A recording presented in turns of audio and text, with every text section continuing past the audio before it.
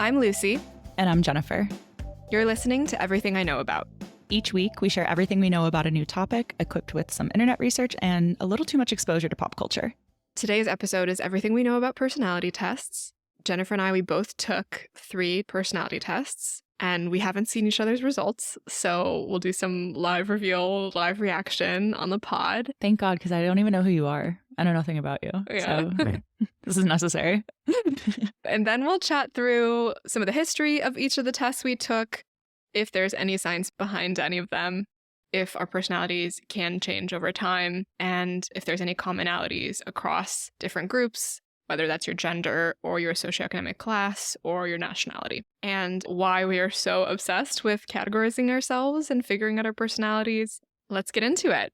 Amazing. So we each took the MBTI test, which is short for the Myers-Briggs Type Indicator, the Enneagram personality test, and the Big 5. Jennifer, you want to tell us a little bit about each of these? Sure. So the Myers-Briggs Type Indicator is a categorization test. So you get filtered into one of 16 personality types. The Enneagram test works similarly in that there's 9 personality types, and you have one primary personality type, and then you can have winged types. So you can be like a type 9 with a wing 5, and it's essentially your second closest personality type. The Big 5 works on a different scale. So instead of being classified as a type, you have 5 different qualities that your personality is rated on from a scale of 0 to 100. So you have a sliding scale indicator rather than a typification. Why don't we start with MBTI? That was the one I became most familiar with. I took the test in high school, and then when I started my first job after college, which was at McKinsey, during my training, everybody took it. And it was something that we constantly referenced in all of our studies, which are basically group projects. Wait, you did? Yeah. So the way you would introduce yourself is you would say, Really? I'm Lucy. I've been at the firm. The firm is what McKinsey refers to itself as. I've been here for 1 + 6 would mean a year and 6 months. And my MBTI is this. Oh my gosh. Okay. I know, it's like a little dystopian. The reason that people did that is because it was supposed to be a way for you to get to know your colleagues really quickly. At the start of every study, you do a team learning where you share these facts about yourself. And to give an example, so the MBTI, there's 4 different categories. One of them is introversion or extroversion. And if you were an introvert, then you could use that as an excuse to not go to team dinners or not hang out with people. You just be like, oh, at the end of the day, I'm tired. I'm an I, so don't be offended if I don't want to come to dinner with you. Oh my God. Wait, so were these used as hiring decisions or just get to know you things? Not during the interview process. This is after you'd already gotten the job and you started. You took the test. I'm a little bit more down with that. Well, tell us about what you got when you were at McKinsey and when you were in high school. Did you feel like they were representative of who you were? And did you enjoy having other people tell you what kind of type they were? Or you're just kind of oh, this is nonsense? I mean, I've always been drawn to personality tests, I think. I think it's always fun to take some magic quiz and think that it'll give you some answers about yourself instead of having to do real introspection or therapy. I was really into horoscopes, for example, when I was in high school. So when I was young, my result was an ENTJ, which for anyone who's not familiar with the test, the first letter E, so I'm an extrovert. N stands for intuition. The other thing that you could get is S, which stands for sensing. And what that actually means is if you take in info through details, the next letter T is what I got, which is thinking. The other option is feeling, F, and that is how we make decisions. And then the last letter, I got J, which is judging. And then the other option is perceiving. So that's how we approach the outside world. Judging, it basically means you're a type A planner, whereas perceiving is you just go with the flow. You're more laid back. And what did you get this time when you took it? Did it hold consistent to your high school? So I took it in high school and I took it at McKinsey and I got ENTJ both times. And when I read the little explanation of what an ENTJ was, I definitely was yeah, this is me. This makes a lot of sense. And then I just took it 2 days ago because we were going to do this episode and I wanted to see if my results had changed. And it did change, actually. So now I'm an ESTJ. So the letter that changed is the second one. I went from N, intuition, to S, sensing. And I'll just read a little blurb about what each of these means. So the ENTJ, which is what I got before, is the quote unquote commander. It's actually the second rarest personality type. Oh, she's special. I knew that because at McKinsey, it's the most common, but it's the second rarest in life. Yeah. So that they say that to make you feel special. It says that people with the ENTJ personality type, commanders, are natural-born leaders, embodying the gifts of charisma and confidence. ENTJs project authority in a way that draws crowds together behind a common goal. However, these personalities are also characterized by an often ruthless level of rationality, using their drive, determination, and sharp mind to achieve whatever objectives they set for themselves. Their intensity might sometimes rub people the wrong way, but ultimately, ENTJs take pride in both their work ethic and their impressive level of self-discipline. And some examples are Steve Jobs, Gordon Ramsay, Margaret Thatcher, FDR. So definitely some impressive names. Damn, and good company. Yeah. And then now what I got, the ESTJ, it's quote unquote the executive. People with the ESTJ personality type are representatives of tradition and order, utilizing their understanding of what is right, wrong, and socially acceptable to bring families and communities together. Embracing the values of honesty and dedication, ESTJs are valued for their mentorship mindset and their ability to create and follow through on plans in a diligent and efficient manner. They will happily lead the way on difficult paths, and they won't give up when things become stressful. Some examples are Judge Judy, Sonia Sotomayor, and John D. Rockefeller. Okay, so like community-minded type A's, sounds like, sort of. Yeah, I mean, I feel like the positive way to look at it, if this is like even real, which I mean, we're going to get into, but for me, I was like, oh, maybe I've like kind of grown, because I do think when I was younger in the corporate world, I was like a bit ruthless for sure. Like my first experience managing a team, for example, was right after that job at McKinsey. And like if somebody didn't do their work or I was disappointed in them, I would just be really straight and be like, this is bad. Or like, I think you can do better. And that didn't always work or come across well. I think people thought I was like a hard ass.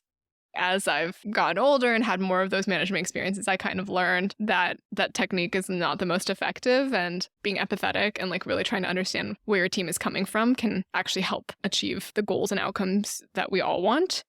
And so I think the positive way that I looked at this was like, okay, because I've matured in that side of things and like no longer believe that everybody has to work the same way I work, that like empathy and emotional maturity is like led this to change. So that was my positive takeaway. Yeah. The negative is just that, yeah, I've become more set in my ways and traditional.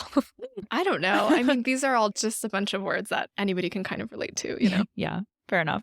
Well, our personality types could not be more different on this scale. I think we like literally have the exact opposite types, which is hilarious. That's funny because I think we have a lot of other things in common. So tell me about your types. Okay, my personality type was INFP for the Myers-Briggs. So that is type mediator. And it says mediators are poetic, kind, and altruistic people, always eager to help a good cause. So there were some things that I identified with this and like some things I definitely did not. Like I don't consider myself particularly altruistic and community minded. God, that sounds so terrible. I don't mean to say I think I'm a bad person. I mean that to say like I don't actively volunteer right now, or I don't know, I'm not like involved in my community in like a really like socially conscious way. And that's something I wish I did, but I don't. So I don't like see that reflected in my day to day, I guess is how I would say that. But what I thought was really interesting about the Myers-Briggs, it's the personality type that I identified the most with out of the 3 tests that we took. So the INFP says they are vibrant and passionate people with large inner lives. They're sensitive to art, sentimental and nostalgic, known for holding on to special keepsakes, idealistic and empathetic, longing for deep, soulful relationships.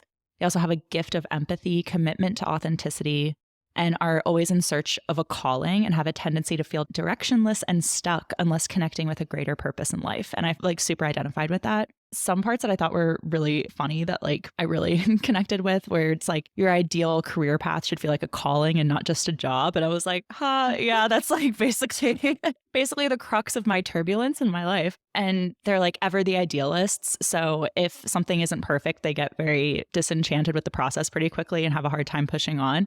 And it's funny because like when we've even had chats about like how we're working together, it's some of the things that were pointed out in this personality test actually like come through in what I'm telling you. People with this personality type include Sylvia Plath, Rumi, like lots of poets and artists. I loved that it said that a lot of the people in this type tend to be artists and creatives, and that like they love to be novelists because they have like rich imaginations and inner worlds and feel like they can only express themselves through metaphor and fiction, which I thought was really fun. Yeah. Writers. Yeah. They also have a tendency towards depression and anxiety in this type. And I was like, okay, check, calling me out.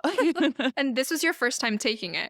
I think I took this at one point in my life, but I don't remember. My very first job was at the Bloomingdale's Executive Development Program. And so they made us take all of those like leadership tests and stuff. This is what I have a problem with taking this in like a corporate or even a school setting, is that like you're in a different mindset than when you're like sitting on your couch at home thinking about yourself. Like when you're thinking about yourself in the office, you're like, yeah, I'm dependable, I'm reliable, I'm a leader. And then you're going to answer the test differently. Yeah, totally. I also feel like the way that some of the prompts are worded can definitely change your responses. So like I noticed that for sure, where in some of the tests, there was this one that said, you love to be challenged and you enjoy a good fight. Rank yourself 1 to 5 if you agree or disagree with that. And then in another test, it said, you love a good argument, comma, a good fight. They're probably trying to get at the same thing, but the way those two things are worded, I would be inclined to answer really differently. Like, I think loving to be challenged is seen as like a good thing in our society. And I would be like, yeah, I love to be challenged. I guess that's kind of like a good fight. But then if you say you love a good argument, I feel like argument has like a more negative connotation than like being challenged. Like you like to be argumentative and you're more likely to be like, no, I don't like to get into arguments. Like who likes to argue? Yeah, totally. The Big 5 test, I took 2 different ones from 2 different sites because the one that you had linked to that you took, I felt like was so wrong. I was offended. I was literally offended. So I took a different one and it gave me like a little bit like sort of the same direction, but sort of different. And how it's worded affects the test so much. But I really saw this in the Big 5 one because when I took it, I got, this is so embarrassing. Okay, so I got a 96, which is very high on openness. And I was like, okay, that checks out. Conscientiousness, which pretty much equates to like your work ethic and how detail oriented you are. I got a 1. A 1. Whoa. I was like, there's no fucking way. There's no fucking way. Extroversion, I got in the middle, 66. I'm like, that makes sense. Agreeableness, 8. Like natural reactions, like how neurotic you are, I got in the middle. And then, so I was like, what the fuck is this? And then I looked up what people with low conscientiousness and low agreeableness have, and they're more likely to engage in antisocial behavior and commit crimes of passion. I really don't think this doesn't like feel right. But then I took stock of what they were asking. And some of the questions that they were asking were like, how likely are you to give into your cravings? And like, how would you describe your self-discipline? Like you're craving to like hurt someone or like and I took that as like, I was thinking about that as like, oh, if there's a cookie in front of me, I'm definitely eating that shit. Like there's no way. I mean, that's how I thought of it too. That's how I thought of it too. So I like was like, oh, I'm terrible at that stuff. And like one of the things that I'm really trying to work on in my life right now is self-discipline and like consistency. And so like it's been on the forefront of my mind. So when it was like, oh, are you like self-disciplined and stuff? I'd be like, well, I only work out 3 days a week instead of 5 like I want to. So like I'm really bad at that. And I just like rated myself super low on stuff. But I wasn't thinking in terms of the greater population. I was thinking in terms of like the standard I hold myself to. And apparently I took it a second time with like, okay, how do I rank myself compared to other people, I think. And so I scored more in the middle for conscientiousness and neuroticism and agreeableness than I did the very first time. But I thought that was just so indicative of like how your mindset and how you think about yourself and like the standards that you hold yourself to can totally influence these tests as well. Yeah. No, that's so true. Yeah, I mean, I don't think I thought about it in relation to how I would rank against other people. It's interesting because at least the test that I took, it didn't give any guidance on that. If you're thinking like compared to the average person or compared to how I used to be or compared to how I want to be, like you're going to answer really differently. What was your Big 5? Yeah. So the Big 5, the acronym is OCEAN. So the first one, O, openness. I got right in the middle, 52. What openness means is if you're like inventive / curious versus consistent / cautious. C, conscientiousness. I got 92. So like super high. That's like efficient and organized versus extravagant and careless. Extroversion, I also got really high. I got 85. Agreeableness, I got 16. So very low.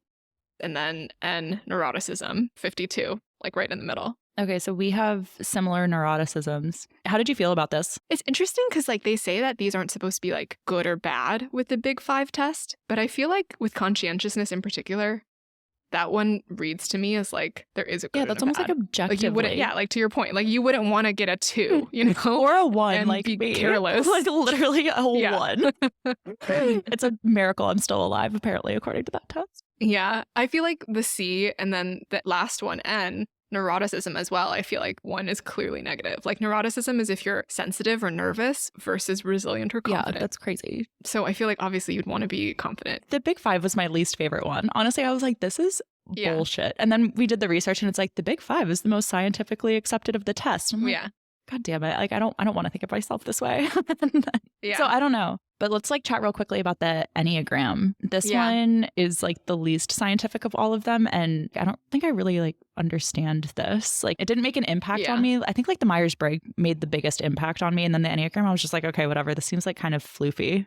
Yeah. I thought it was really, really confusing. Like you have 9 different personality types. And then even within the 9, there's like when you're more stressed, you become more like this type. And then when you're more relaxed, you become more like this type.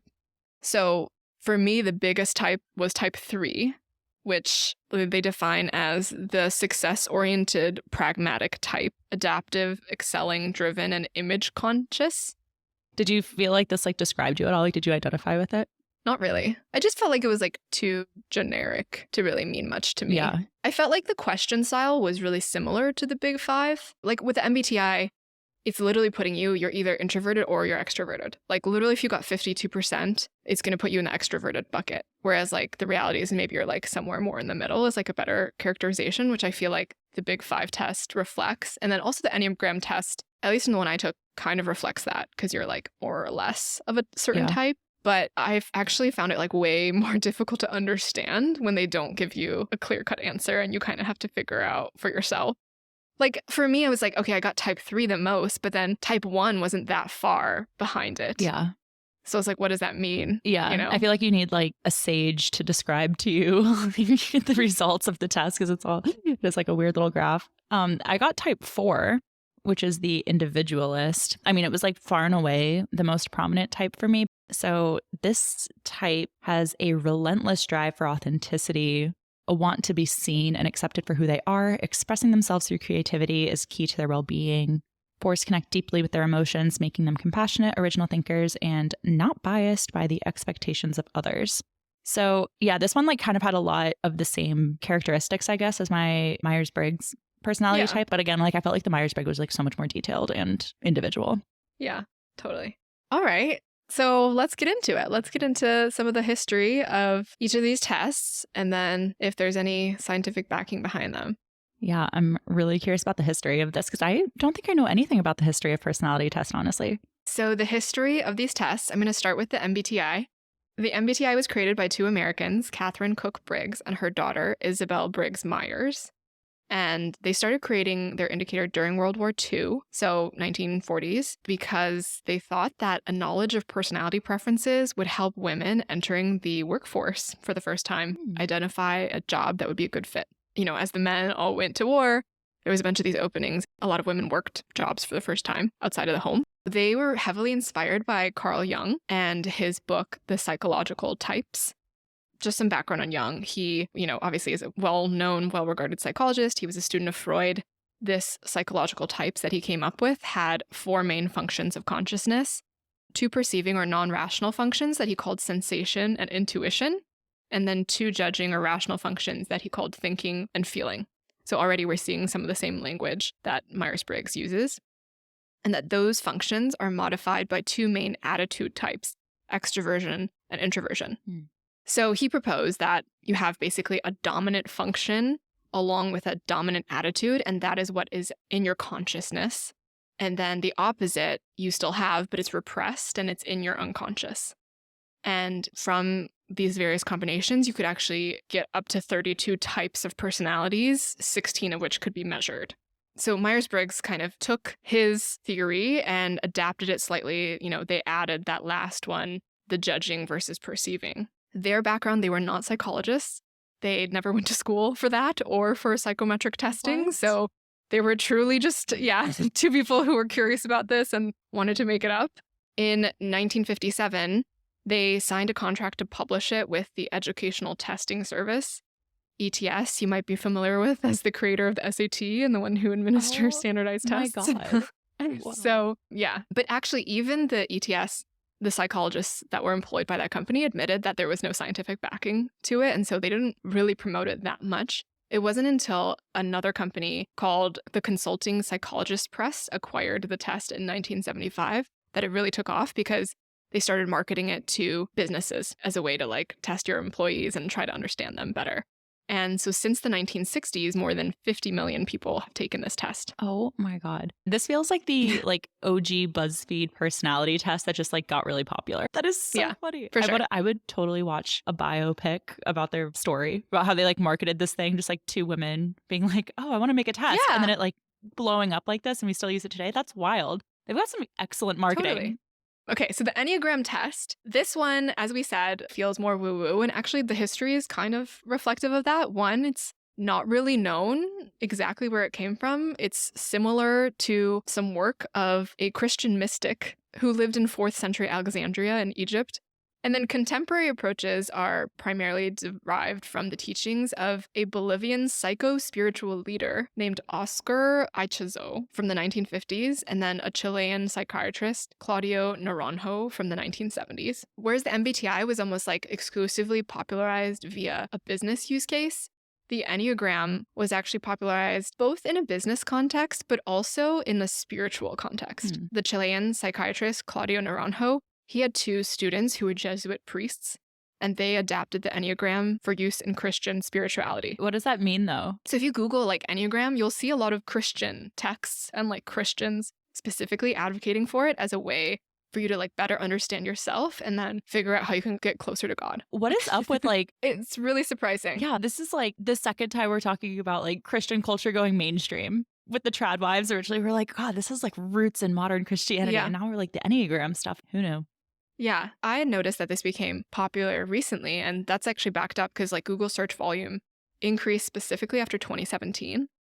And it has been suggested that the rise in popularity of this test in particular parallels the renewed interest in astrology and like the wellness industry. Okay, and then the final test, the Big Five. So this was developed in the 1980s in psychological trait theory. So what that means is it's the idea that a person's behavior can be understood in terms of individual traits. And by traits, I mean adjectives for how you would describe someone. And actually several sets of independent researchers all looked at different adjectives for how we describe people's behavior.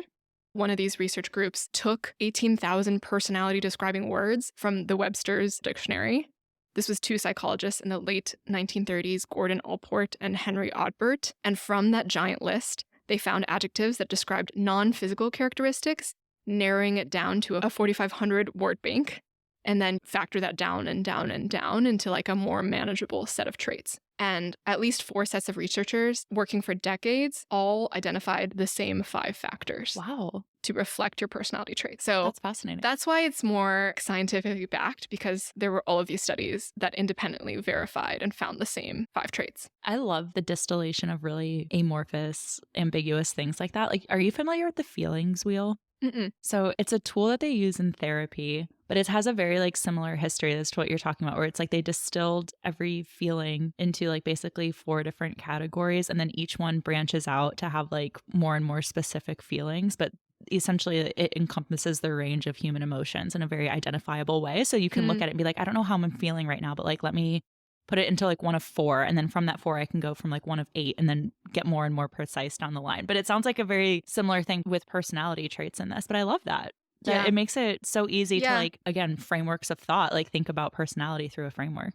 Yeah, totally. It feels like one of those things that would be really hard to answer. So it's fascinating that like all around the same time period, all of these researchers were approaching it the same way, going from 18,000 words to end up with 5. And for that to be consistent across 4 different sets of researchers, it also like blows my mind. Yeah. And they found that across different nationalities as well. Wow. I mean, but when you look at these words, like, again, it's openness, conscientiousness, extroversion, agreeableness, neuroticism. They are really loaded terms, though.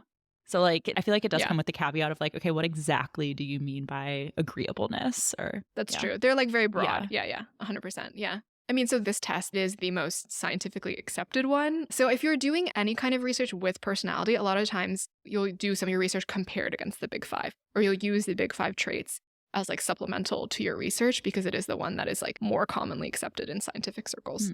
Yeah, I mean, that it reflects exactly what I found. So I did some looking into how accurate are these tests. Will you get the same result if you take them multiple times? And The answer is honestly like not really. From a scientific perspective, the tests are considered accurate or consistent if you get 80% of the same result taken over the course of multiple Mm. times. So like there's 80% consistency, which is pretty low, honestly. And like that's even on the high end. I saw some other researchers say like even 50 to 60% is considered consistent.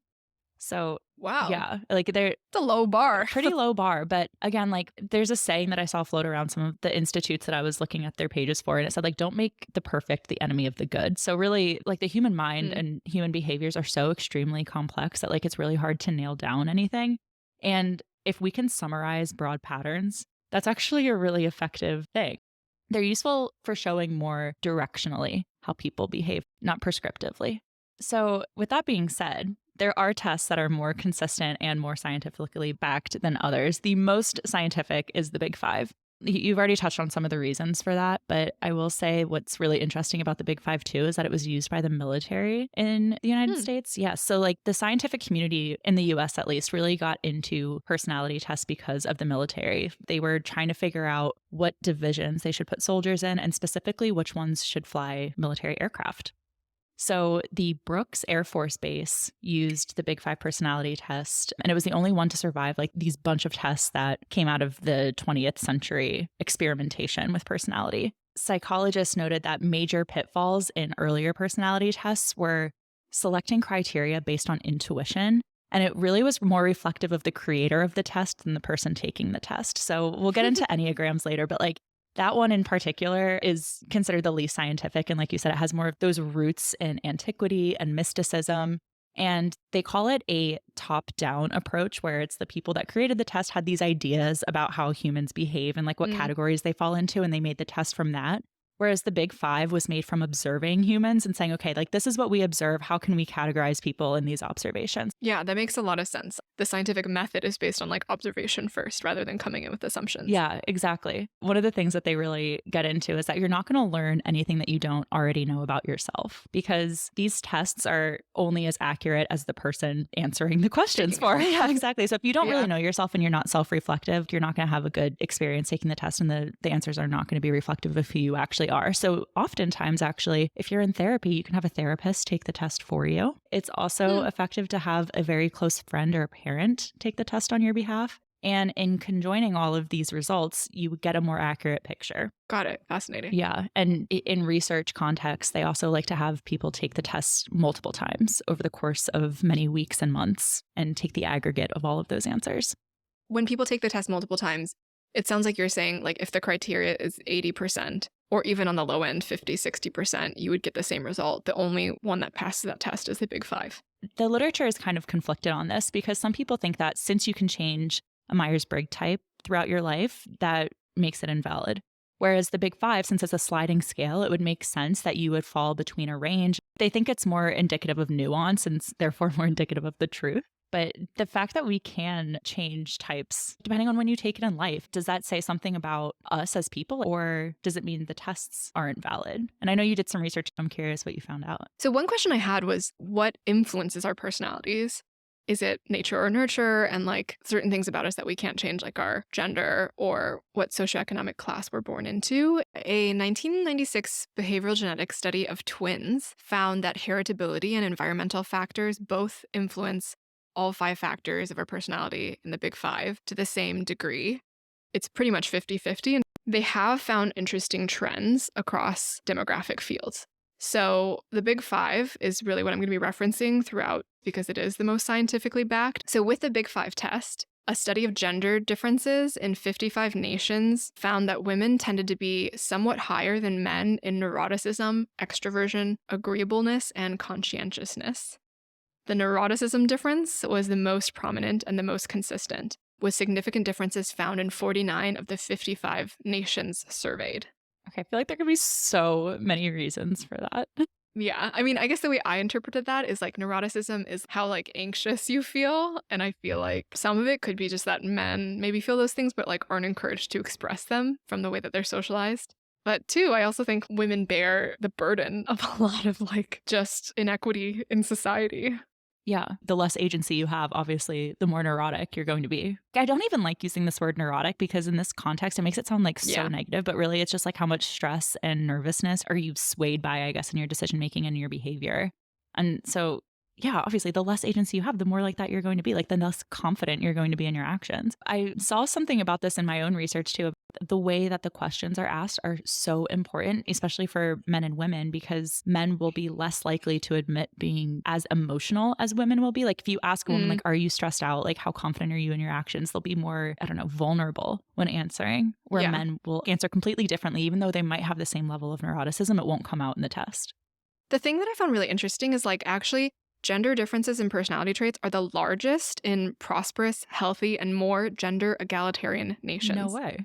So yeah, the explanation is kind of what you're saying. This was a 2001 paper that said that actions by women are more likely to be attributed to their personality rather than being attributed to ascribed gender roles within traditional countries. Let me make sure I get this right. The research said that in more egalitarian countries, the differences were more stark between men and women. Yeah, I mean, it is surprising. It like goes against what you would expect. They found that in countries with more individualistic value systems, the two sexes were viewed as more differentiated in terms of their psychological makeup and personality than in countries with more communal value systems. Actually, like now that you're saying it like that, I get it more because you choose like the more mild answer. Like you're probably going to answer like more in the middle of the scale than you would on the either extremes. And I actually like saw this study when we were doing research for this that like there was a company that was trying to hire salespeople and they didn't even care what the results of the test were. They were just looking for people that scored themselves either like on the like I extremely agree or I extremely disagree because they wanted people who were emphatic and they thought that emphatic people would be better salespeople.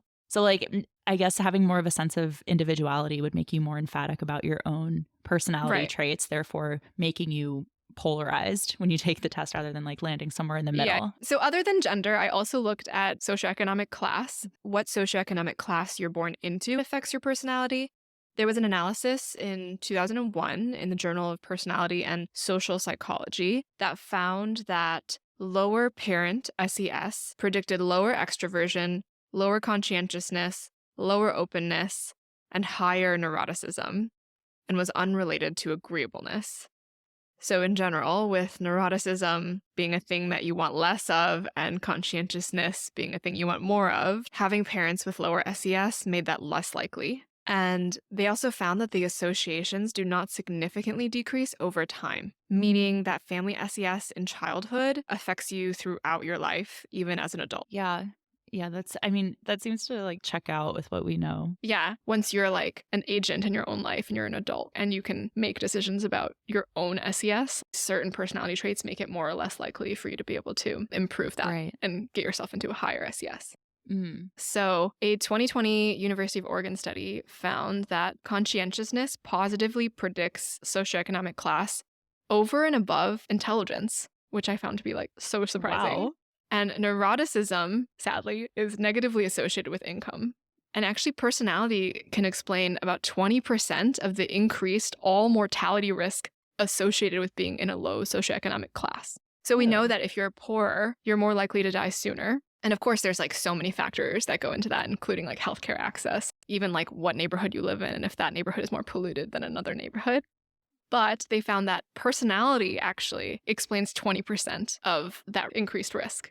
That seems which wild. I found to be like mind-blowing. Yeah, that seems really high. Were there any other like surprising facts that you found?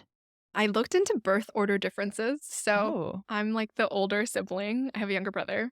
And I always feel like older siblings relate to each other, you know, and share similar personality traits because we were like the first one to go through the trauma of being raised by our parents. And then they got more practice the second time around. So I looked into that. And there was a study on this, which used American high school students, 272,000 of them. And they found statistically significant but very small effects, the absolute correlation being only 0.02 between birth order and personality. And so, very small correlation, but they did find that firstborns were slightly more conscientious, dominant, and agreeable, while also being less neurotic. So better. So No, a I'm little just bit, kidding. a little bit. Yeah, I mean, firstborn's a little bit more healthy. Well, that totally checks out with the stereotype. stereotype, though. Yeah. Yeah, I'm also the oldest sister of a younger brother, so. Yeah. Definitely check But they that. did find that like socioeconomic status and like gender have much more correlations with personality than the order you were born in. Another kind of interesting one I looked into is political affiliation, Oh, right wing versus left wing. And several studies have found that individuals who score high in conscientiousness are more likely to be right wing. And on the opposite side, a strong correlation was identified between openness and left leaning ideology. oh wait, high conscientiousness is right wing? Yeah. Really? Which checks out for me because, like, if you believe in order and you believe you should show up to things on time, that means you have, like, inherent trust in the system. And I feel like that is a very, like, traditional right-wing kind of view. Whereas, like, if you're more open, you tend to be more liberal because you can see beyond your own experiences and you can empathize with, like, people who are different from you. It is a very small correlation, 0.14 to 0.24. That makes sense. What research did you find on, like, if we actually change our personalities over time?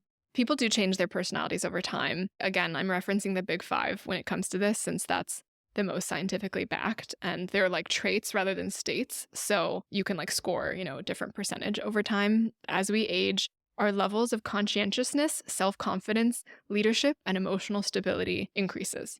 That makes sense. So those are all like positive traits. They seem like just could come with maturity, honestly. That those just sound like you maturing as a person. And it is true that like if you were a really, really neurotic kid compared to your peers, you're still going to be neurotic amongst your peers as an 81-year-old.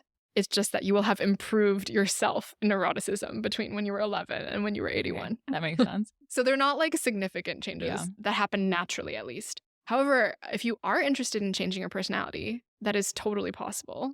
If you were an introvert and you wanted to become more extroverted, you would just force yourself to go to parties over and over and over again. And it would have to be like a sustained effort, consistent over a long period of time. Like if you go to like one party, it's not going to change your personality.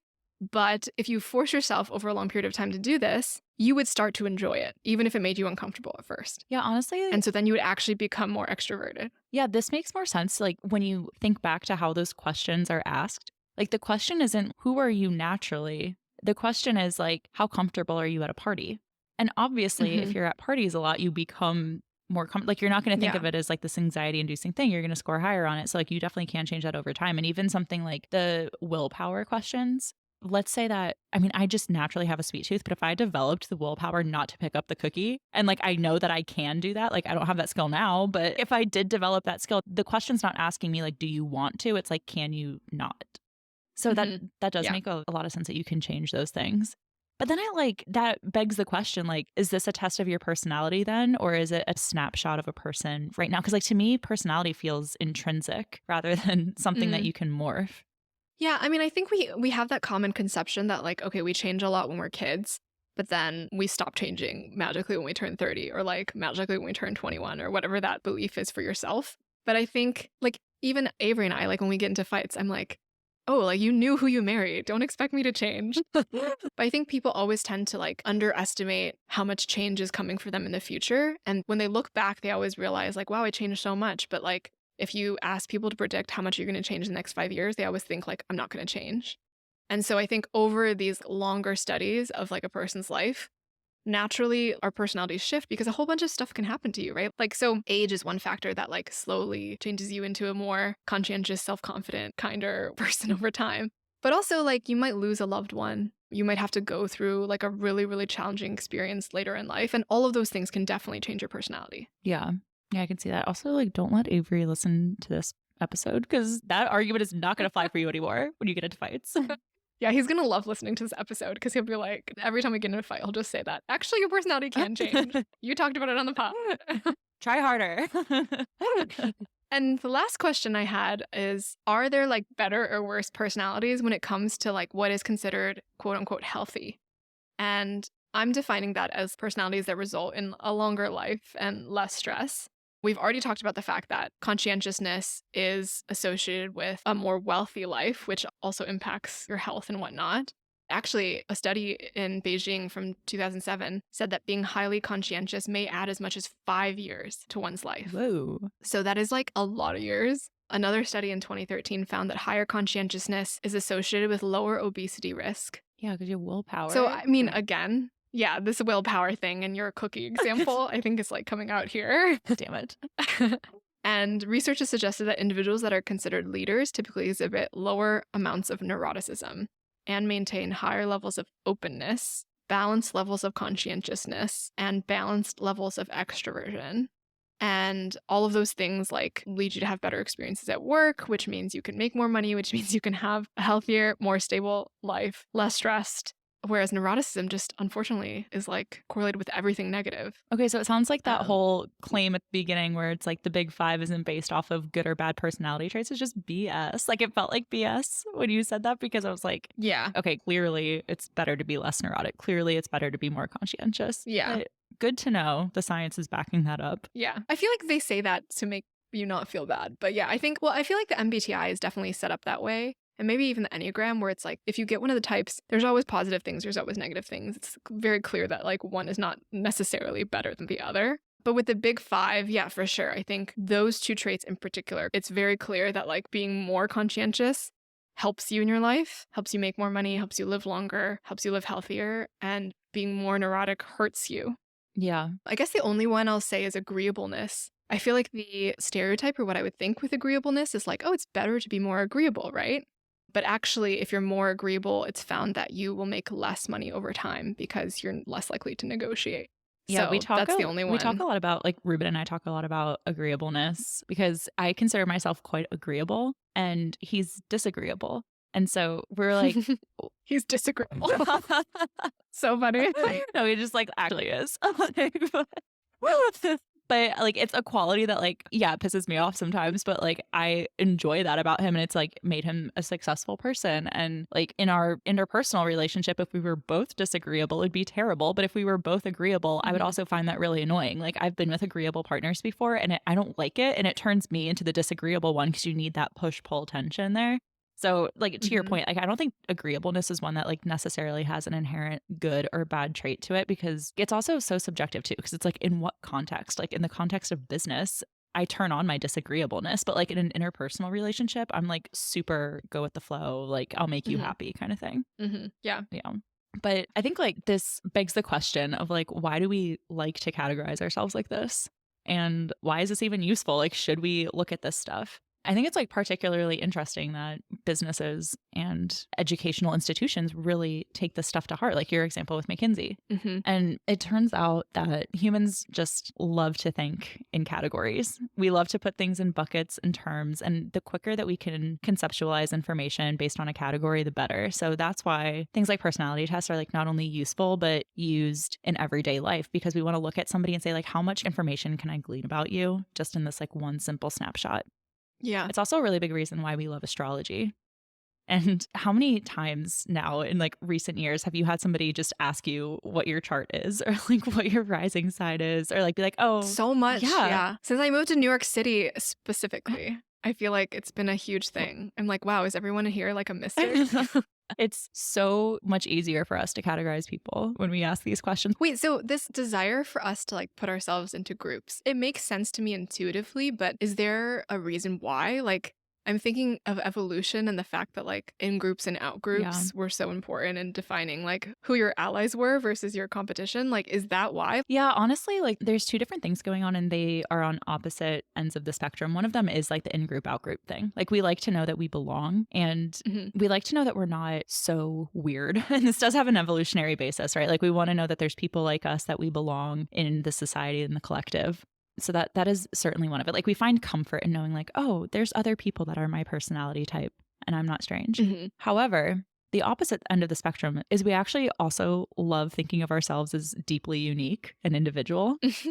Yeah. So that's why I was laughing when you were like, oh, I had the most unique personality type in McKinsey. Everyone had this unique personality type. Well, people love to hear that shit. And I know, I admit it. I love it. But there's something that I found really interesting called the Barnum effect. And the Barnum effect is why people also love astrology. And it's like we like hearing vaguely positive things about ourselves and we will seek out opportunities to hear them. Which makes me think of my obsession with tarot cards and divination and like wanting to see like a fortune teller. Because they often will kind of butter you up. And I'm like, am I just like seeking validation here? Like, am I just looking for ways to hear positive things about myself? Have you done this before? Have you gone to a tarot reader? Oh, yeah, girl. All the time. Like how often? So I grew up going to the Jersey Shore and they were like notorious for having tarot card and like fortune tellers on the boardwalk. And so I would go to this one fortune teller every summer, like multiple times over the course of the summer.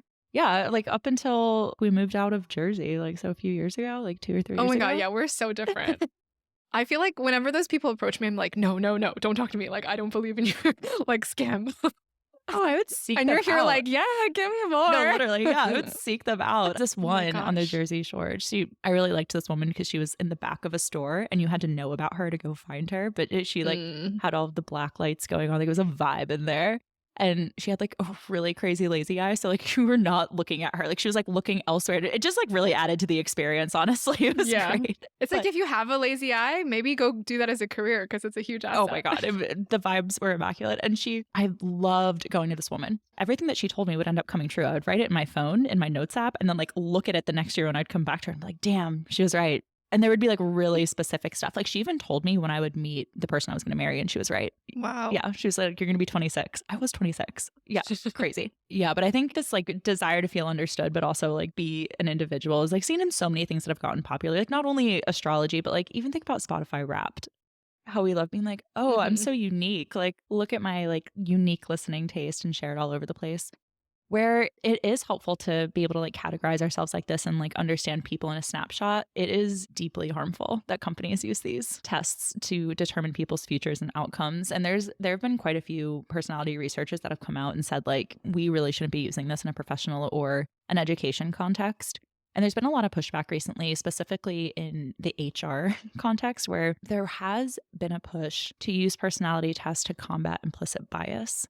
So to say, maybe this person's actually better suited to be a manager than we might assume from the outside. So we're going to use the personality test to determine this. And actually, it's more harmful to do that than actually just like evaluating people on an individual basis. So I think, I don't know. Well, the tests aren't even like scientifically backed. Like, so like, exactly. what are you? It just feels like crazy. It's like almost like using a horoscope to determine if someone should get promoted. No, truly. Yeah. So I think they're so well intentioned. It's like, oh, I don't want to judge you. Like, let's use a test instead. But like, yeah, you can't. Like, I'm thinking of the first iteration of the Big Five that I did. Like, if you saw that I scored a 1 on conscientiousness, you'd be like, this girl like can't brush her like, teeth in the morning. This girl up. Literally.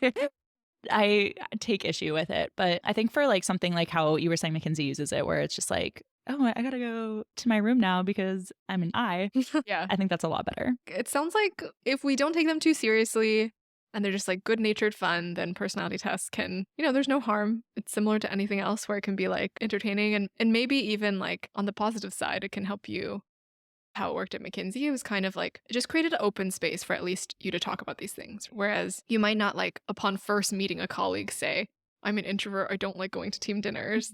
Just the fact that this was like an open space to say that meant you could say that earlier on and like potentially prevent misunderstandings later on. I think even with the Big Five, it's interesting to like learn about all of the correlations, but I think it's more about figuring out like what kind of life you want to live for yourself. And if there are specific things that you don't like about your personality, I think it's really empowering to know that you can actually change it, that it's not something you're born with or that's innate. And that, yeah, you might have not had as much control over what situation you're born in or like who your parents were and how you're raised. But as an adult, you can 100% like change how you interpret, react, make decisions, and go about the world. Yeah, totally. And I think it's a good tool for, like you said, opening dialogue about who you are. Like, I think even just the fact that I got a score that I didn't like, I was able to like express why. Like, that's a conversation right there. And that's being introspective. And like, maybe I learned something about myself and like how I'm judging myself on these tests even. So I do think it's like an interesting way to compare yourself to others, even in a very positive way, not in a negative way. Like, I think just comparing and contrasting our two scores is like, oh, we have differences, even though like on the surface you would think like, oh, we're very similar. It's like we approach things different ways. And I think that's actually probably true. Doesn't mean one's inherently better than the other or any other like judgment call that you might make in some of like the corporate context. But yeah. Yeah. All right. Thanks for listening, guys.